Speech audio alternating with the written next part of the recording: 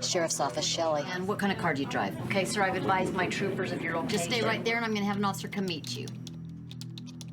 July 23rd. It was about 11:30 at night.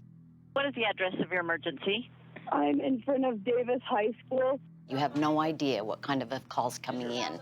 My neck's bleeding. I need help quick. Okay. What happened? I tried to commit suicide. Please help me. The minute I turned around and says, this female's tried to cut her own throat, there's a great urgency. How much are you bleeding? A lot. My shirt is soaked. That means she's losing blood quickly. What's your name? Tiffany Mead. Okay, is anybody with you, Tiffany? My husband and my son. I then asked to speak to her husband. Do you have a dry clean cloth that you can apply pressure to her neck? I got my shirt. Well, we need something. Are you applying pressure? Yeah, she has her hand on her throat. There isn't anything in your car that you can put against her neck? Your shirt, your son's shirt. You know, I couldn't understand why isn't he in more of a urgent manner to put pressure on her throat. This is about where I was driving when I was dispatched. I can see the ambulance on the side of the road by the intersection. I grabbed my paramedic equipment out of the back, and I approached her car. Tiffany was sitting in the driver's seat. Her baby was in the back seat, and her estranged husband was pacing back and forth on the sidewalk next to the car, telling me over and over that she's crazy, that she had tried to kill herself. He had no shirt on. I noticed he had blood all over his hands. She's just sitting right in her driver's seat of her vehicle with her hands on her neck like that, with what I found out later was his shirt. But I knew she was in really bad shape. It was a really severe wound. Tell me where it was. It was straight across her neck, all the way across. How could she still talk? So her trachea had not been damaged, and so you're able to talk. The blood all over the car was just, it was unbelievable. I'm looking at this and I'm like, there's no way that somebody's gonna be able to survive this. Usually when people stab themselves, their injuries aren't very significant. She was critical when she came in. She just about cut off her head. There was no way that she could have done that to herself and not that deep. I knew that it was called in as an attempted suicide. I'm thinking, what am I looking at here? Did you ever expect the case to take you where it did? No, not in a million years.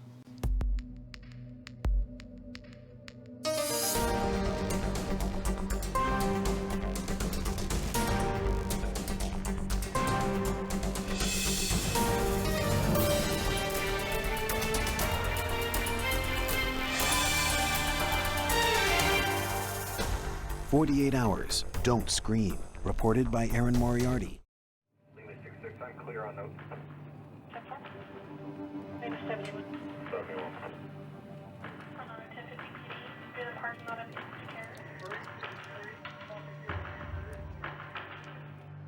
Just after midnight on July 24, 2013. All right, walk over this way with me.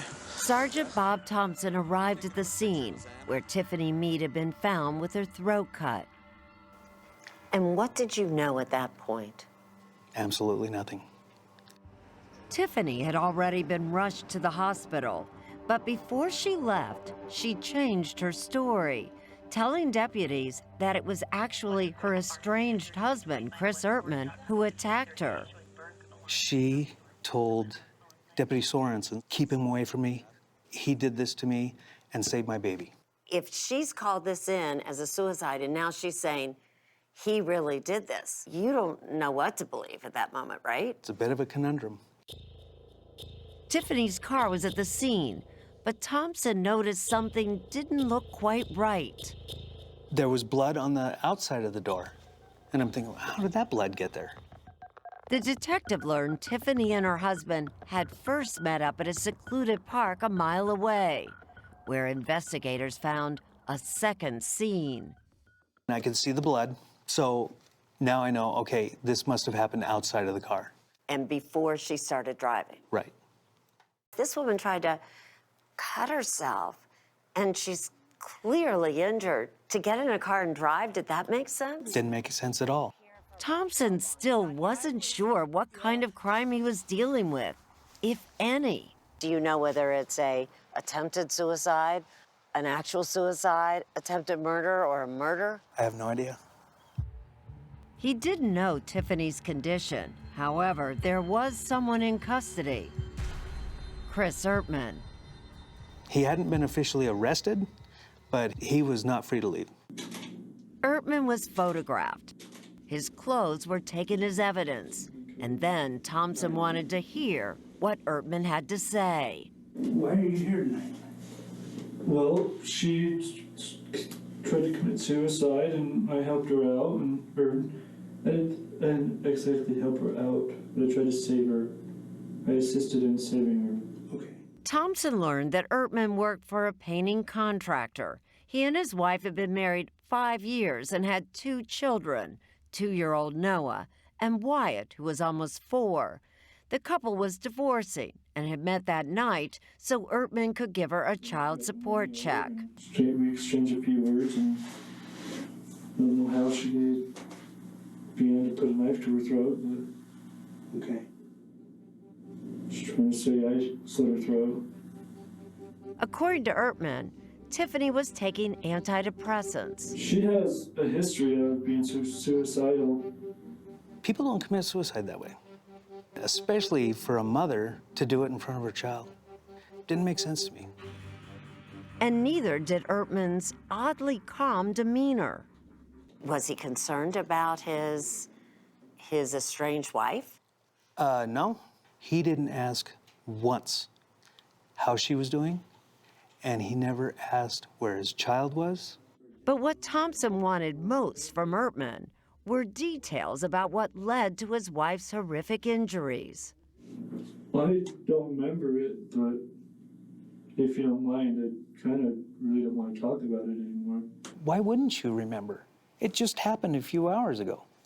He can't remember any details. And what's going through your head? That he did this. Ertman was arrested and charged with attempted murder. Attempted because somehow, despite the devastating injuries, Tiffany Meade survived. Show me where he got you. He started over here. He went straight across, and he stopped right before my artery on this side. It's been more than 5 years, but Tiffany is permanently scarred. Every time you look in the mirror, are you reminded of that night? I avoid looking in the mirror as much as possible. You know, this girl is strong. She is strong, Erin. At the time, Lieutenant Jen Daly was Bob Thompson's partner on this case and his boss. She vividly remembers arriving at the hospital to get a statement from the 22-year-old who was in critical condition. I will never forget, I can still see her laying in that hospital bed. I'm looking at that wound, and the whole time I'm thinking, how? Tiffany told Daly she had only agreed to meet her estranged husband because he promised to bring that child support check. Their relationship was now so toxic, they mostly communicated by text. He told me not to bring anyone. He kept reminding me to come alone. Come alone. Tiffany texted that she would have to bring 2-year-old Noah. At the last minute, Ertman picked this out-of-the-way park to meet. They come in from just the east side here, so they pull in here. This is where her car was parked. So Tiffany's here. Right. We've got some empty space. Yes. Chris pulls in there. They walked towards each other. I was terrified. He had this look. He was so determined coming at me. I didn't know what he was gonna do.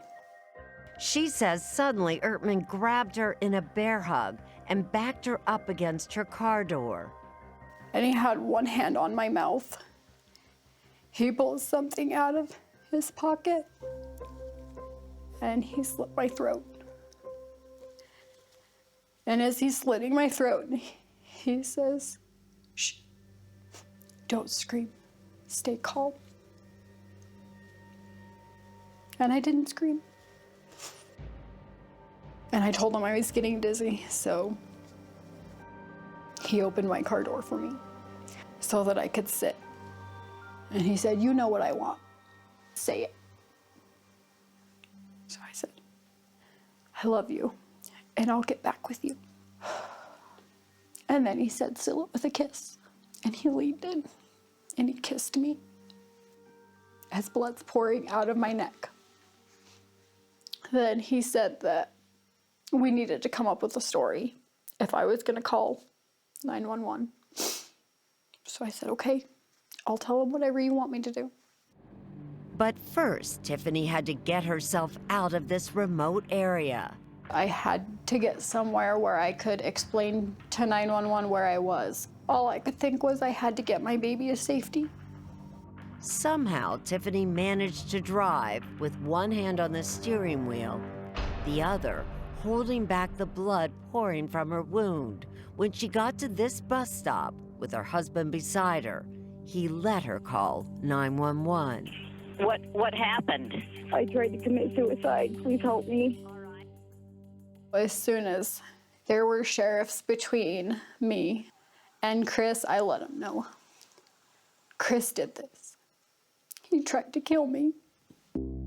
Lying in the ambulance, near death, she called her mother. She called and she said that Chris had tried to kill her and she needed me to pick up Noah. I had no idea what she was going through at the time.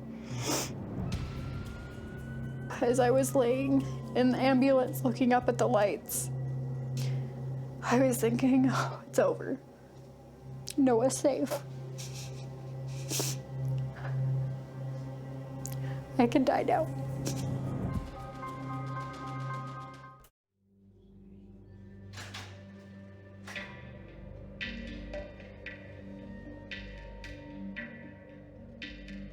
Chris Ertman was in custody and charged with attempting to murder his ex-wife, something unimaginable 5 years earlier when the couple first met online. Tiffany was a high school senior. He was in the Army. He was really sweet. Were you in love? I thought I was. Just 6 weeks later, they eloped. It wasn't long before they became parents. But when Ertman returned from his deployment in Iraq, Tiffany says he became emotionally abusive and very volatile. He could change on the drop of a dime. Just little things would make him so angry.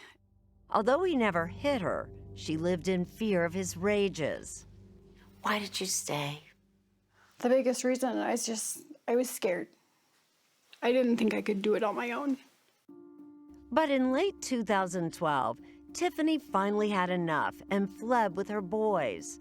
They moved in with her parents, and she moved on with her life, working full-time and going to college at night. She even started dating a new guy. How did Chris take you leaving? Not well. It was always, "Come back to me. You're not going to be able to do this by yourself." But the facts of what happened that night weren't as clear-cut as detectives Jen Daly and Bob Thompson thought. It's dark. Can we take a quick picture of his hand? No one sees or hears anything, and you have Chris Ertman saying one thing, and you have Tiffany Mead saying a completely different thing. He said, she said. They didn't even have the knife used to slit Tiffany Mead's throat. Daly believes as Tiffany drove down this dark road holding her bloody neck, her estranged husband tossed the knife out the window into this deep ravine.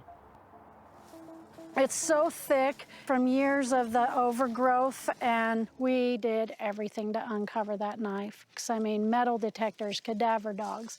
And you think, oh my goodness, are we gonna lose the case because of something like that? I mean, if you had the knife and you could see whether his DNA was on the knife. That's going to help the case. Or fingerprints, any or of it. fingerprints. It's very difficult without some physical evidence to prove beyond a reasonable doubt.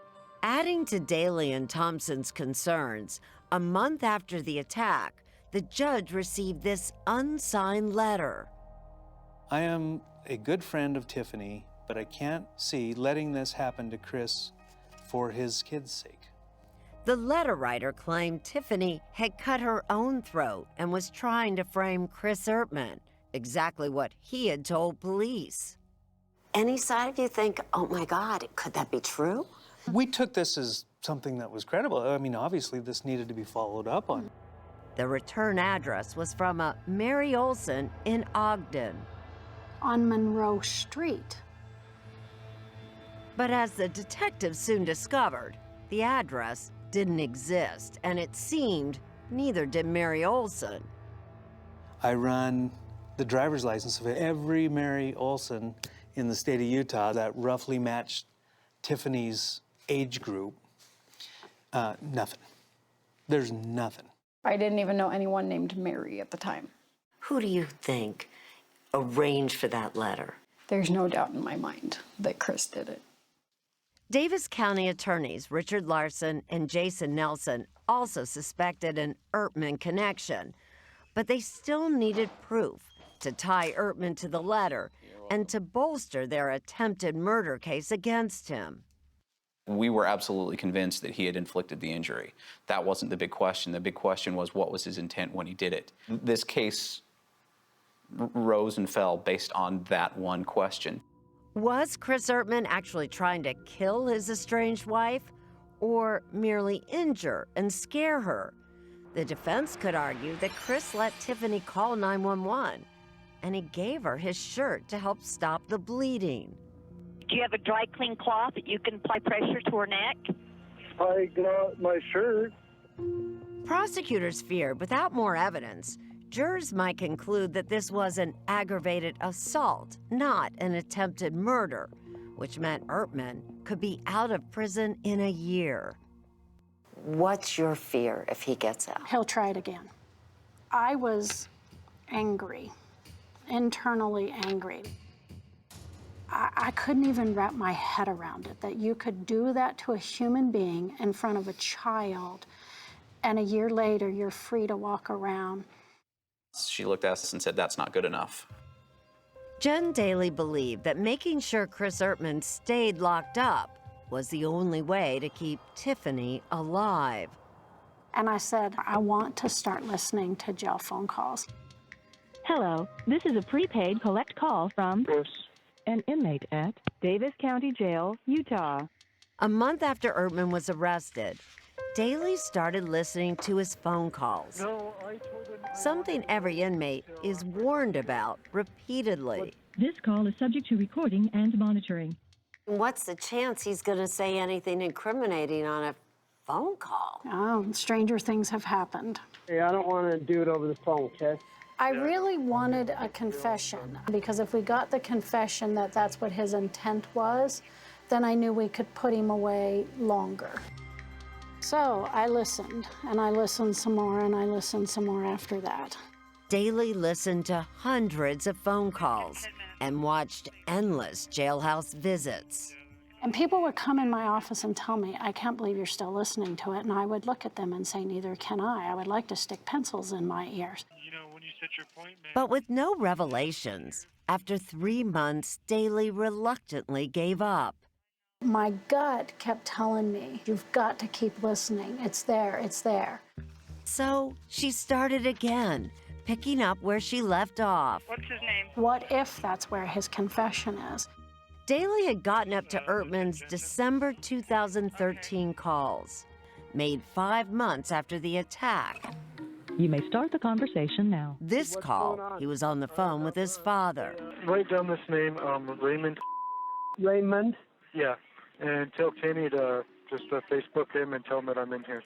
And I took a yellow sticky note, that exact size. One like this? Exactly that size. And I wrote the name on that yellow sticky pad. She had no idea if the name had any significance. Can you ever Facebook that dude for me? I will. But as she listened to more calls, Do you, by chance, call that one dude? it was clear to Daly that for Chris Ertman, contacting this dude was urgent. Can you give me that dude's address so I can give him write him to, if you can? Yeah, what's his name again? Dad has it written down. Ertman only mentioned his friend's name once, but that's all Jen Daly needed.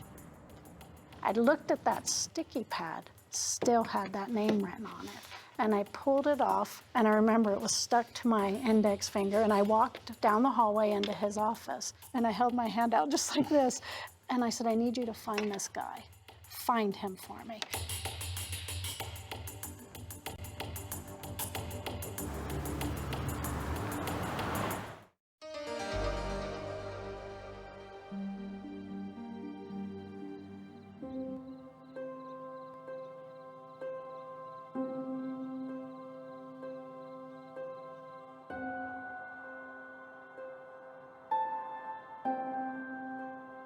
What's been the hardest part? What's been the toughest for you? Getting used to all my new fears, things that most people don't think twice about. For Tiffany Mead, memories of that harrowing July night are everywhere. Driving at night, the sound of dripping water. Dripping water, why? Because I heard my blood dripping in the car into a pool. Lieutenant Jen Daly was convinced that keeping Chris Ertman behind bars was the only way to keep Tiffany safe. And she knew she was onto something with that sticky note. Whatever you heard in January of 2014 changed everything in this case. It took this case in a place that we never saw coming. It turned out the Raymond Ertman mentioned is a former inmate. We're only using his first name. He had served time on a methamphetamine possession charge. You can sit here. Now out on probation, Raymond agreed to talk with the detectives on camera, although he wasn't quite sure what about. Raymond, we want to ask you some questions about when you were in our jail. Okay. I spent 90 days in, like, Davis County, and so I'm doing pretty good because, to be honest, being skinny and weak and ridiculous all the time was kind of not my lifestyle. Like, He's a character, but when he talks, it's instantly credible. He doesn't have anything to hide. Until Sergeant Thompson brought up Chris Ertman, and something changed. Did you get to know any of the inmates in there? What about a guy named Christopher Ertman? Oh, yeah. He's a quiet guy. Did he ever talk about the situation that he was in with his ex-wife and all that stuff? Yeah. Tell me about that. What happened in jail stayed in jail, man. But Daly saw a chance to appeal to Raymond's conscience. There's a time to do what's right. This is one of those moments in your life that you can start with that. It worked. Okay, so what do you want to know specifically? Just tell me about his conversations. What do you know? He just admitted guilt, man, I guess. Like that he's the one that cut her throat. For prosecutor Richard Larson, that was a crucial admission from Ertman. Up until that point, he had claimed that he had had no involvement. And that wasn't all. Raymond told them about a handwritten letter that Ertman gave him to copy once he got out of jail. Saying that I was his wife to the judge that is presiding over his case, saying that she admitted that she lied and that the allegations were false. It sounded a lot like the other letter from Mary Olson. Remember, authorities suspected it was orchestrated by Ertman, but they couldn't prove it. If they could find this letter in Ertman's handwriting, they could charge him with obstruction of justice. Well, let's get that letter. Yeah. Where's it at? I have to find it, dude. I think it's in Ogden. And while Raymond was getting things off his chest, Thompson took a chance. Did he ever ask you to do anything to Tiffany? Yeah. That question was purely just a shot in the dark. Tell me about that. He just asked me if I had the connections to arrange for bad things to happen to her. I told him that I did not. And you can see Jen all of a sudden leans forward like, holy cow. You said bad things. What are bad things? To arrange her death, specifically. According to Raymond, Ertman asked him to hire a hitman to silence Tiffany for good. At that moment, we realized that this has gone to a whole new level where we've got somebody who's in custody that is still trying to orchestrate the death of his victim. And if they could prove that Chris Ertman was looking to put out a hit on Tiffany, they could charge him with another crime, solicitation to commit aggravated murder, potentially ensuring that he would stay behind bars for the rest of his life. But first, they had to warn Tiffany. He wanted to have me killed. He wanted to have someone else do what he couldn't. I remember everyone was asleep, just sitting on the floor, crying and rocking back and forth, and wondering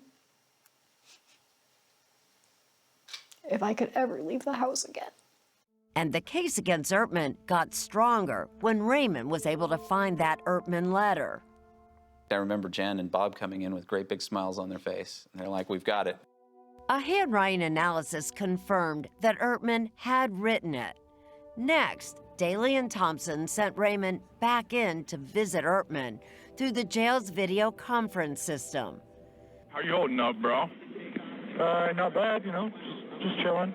The goal? To get Ertman on tape telling Raymond to send that letter to the judge, and more important, to order a hit. I've still got that letter, dude. Like, I've got that ready, bro. Like, you want me to send it? Yeah, you can do that. You got him. On obstructing charges. But when it came to the hit, You remember that work that you needed done, though? Yeah. Dude, I've got that guy, bro. I can't do it at this time, no. Should I try to, like, negotiate a little bit and see what I can do, or what? Let's just wait on that. without that green light from Ertman, prosecutors didn't have enough for the solicitation charge, and they had used up their source. All right, man. Peace. It seemed like a dead end. It sucked, there's no doubt about it. There was a devastation, and it was interesting because then it was like, where do we go from here? I couldn't give it up. I'm glad I never gave it up because the next step came.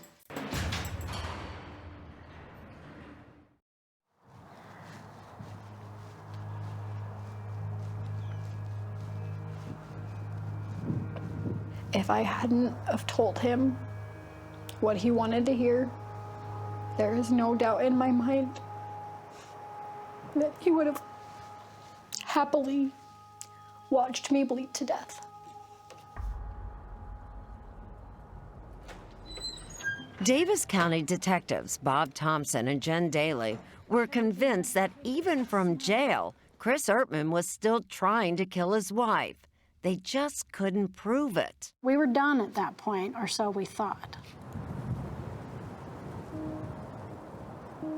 And then, out of the blue, Daly heard from an old friend, a jailhouse informant who had given her information in the past. He's a bad guy. He's hurt people. You wouldn't want to meet him up in an alley. The inmate, we're not using his name and we've obscured his face, was back in the Davis County Jail in the same cell block as Chris Ertman. And he told Daly he had information he was willing to trade for help with his case. And I told him no. So you're either going to tell me what you have or this is done. Daly knew from experience how unreliable this particular inmate could be. In 1 minute, the guy has amazing information and it's validated, and in the next minute, he screws you. Still, this snitch knew specific details about Tiffany's attack. And there was more. Chris is trying to get him to hire somebody to kill Tiffany. I almost fell off my seat because if anybody could do it, it's him. this heightened it even more for me. So Daly and the team decided to set up a sting and arrange for Ertman to be introduced to a person posing as a hired gun. Don't you worry about this idea that the defendant can say, this was entrapment, I wasn't planning on hiring a hitman? Not at all. I mean, the case law is very clear. It's only entrapment if the government is convincing somebody to do something they wouldn't otherwise do. You don't go and say, hey, can I do this for you? It's, I've heard you want me to do this. Is that correct? What you been doing though, man? You been working out in there or what? So they turned to an undercover cop we're calling Jim Kelly. This is you? Correct.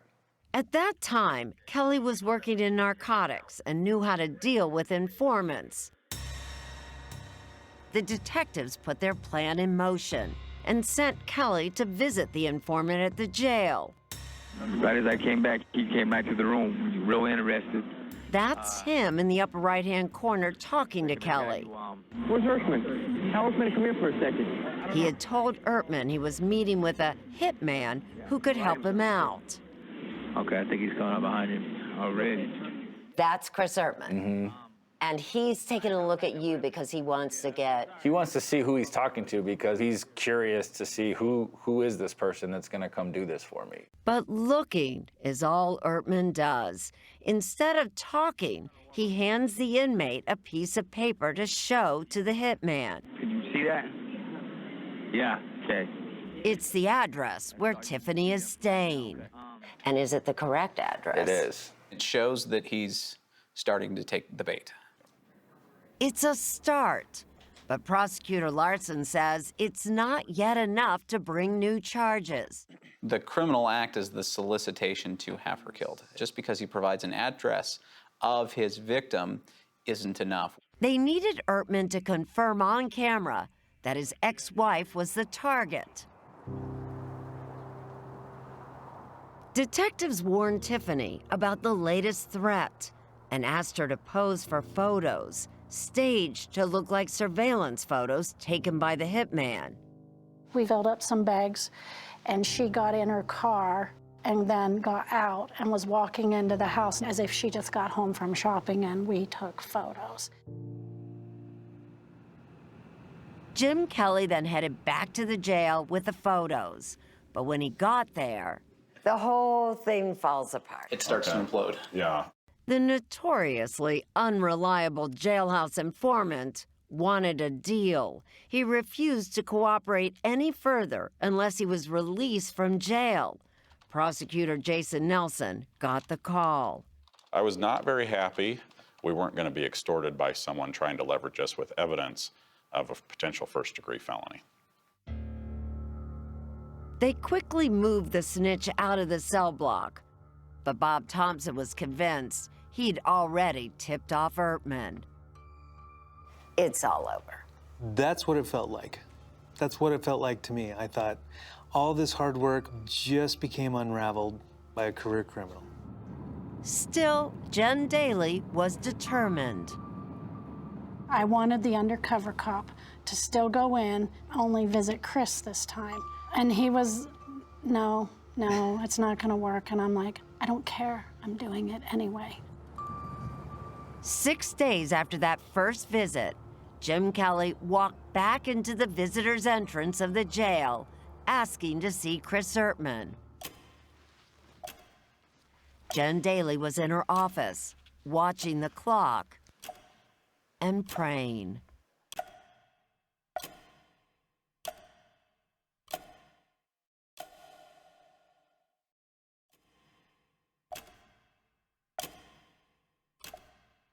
I was a basket case. Like, I seriously had butterflies in my belly to the point I thought I was gonna throw up waiting.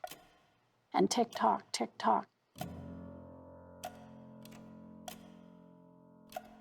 As Jen Daly waits, undercover cop Jim Kelly returns to the Davis County Jail, along with those surveillance photos of Tiffany Meade.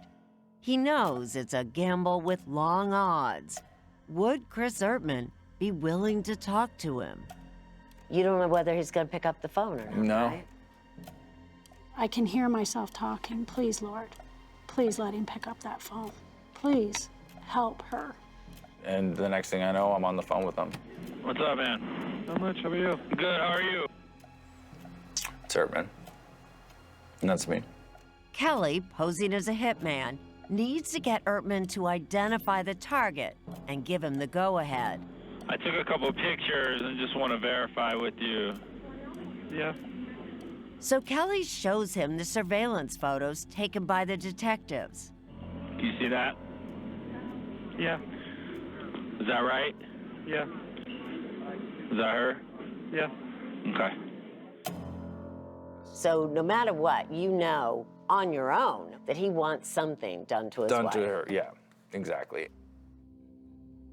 Ertman had backed out before, so Kelly needs to find out if he's really serious about killing his wife. Some people say, yeah, I want to kill my wife. And then other people say, I want to kill my wife. Right. What kind of things did you ask him to make sure he really wanted her dead? I mean, because we were being recorded and he knew we were being recorded, we had to kind of speak in a code. So what was telling me was, you know, make it happen. Yeah. Yeah, just, have fun. And so I had to do the best I could in making sure that we were talking about what we believed we were talking about. And you're saying, I mean, all the way, right? Not... Yeah, have fun. Okay.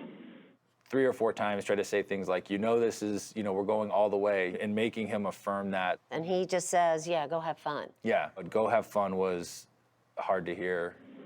Is there a time period? I mean, is there a... No. No? Sooner the better. Sooner the better?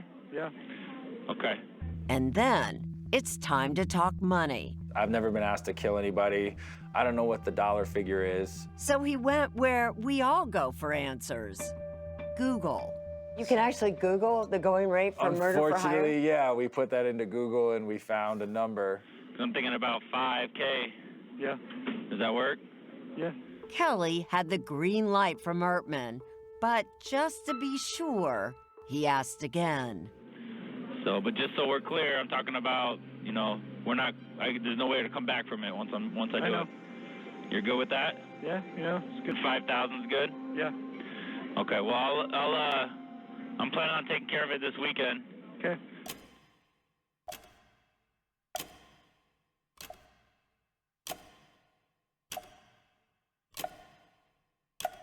Back in her office, Jen Daly gets the news she had been praying for.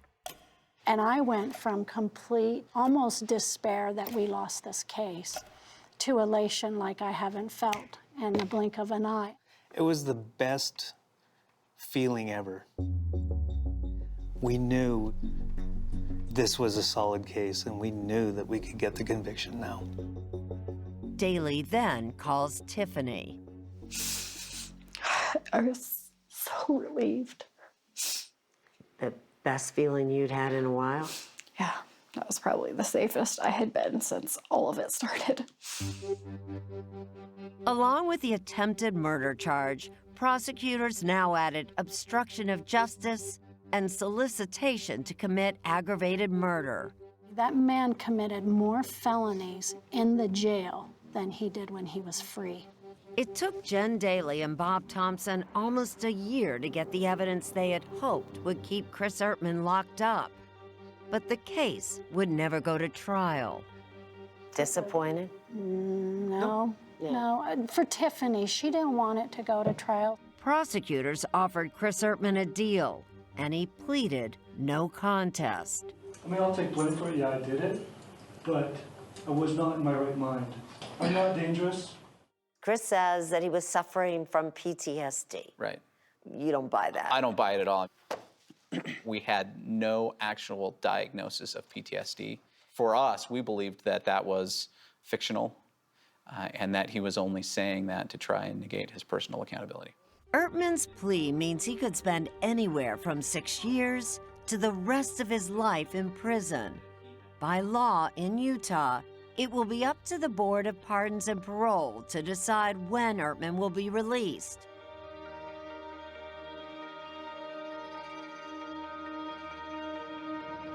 Jen Daly makes the 150-mile drive to be at the hearing, and to support Tiffany. Oh, there's my girl. How you doing, honey? I, in my career, have never attended a parole hearing, and I won't miss one of his. I hope that I can help keep him there as long as possible. He's that dangerous? Yes. At Tiffany's side is Butters, her very protective emotional support dog. I have to do everything in my power to keep this monster locked away.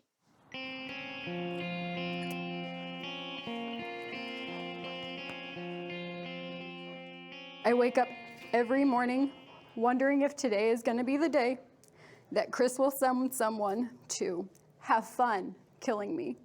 I am here again, terrified. If he's ever released, there is no doubt in my mind he will come for me and he will finish what he started. Please help me keep my kids safe. Tiffany will have to wait for the board's decision. But 5 years after she was almost killed, her future seems brighter. Besides her loving family, she has a new husband and her ever-present guardian angel, Captain Jen Daly. I'm so happy you did such a good job. You were strong. She's moved mountains. She's helped save my life. I don't know why the cards fell the way they did. I'm just grateful it all worked out for Tiffany Mead because I got involved into this job in 1989 to help people. And I can say I helped one person.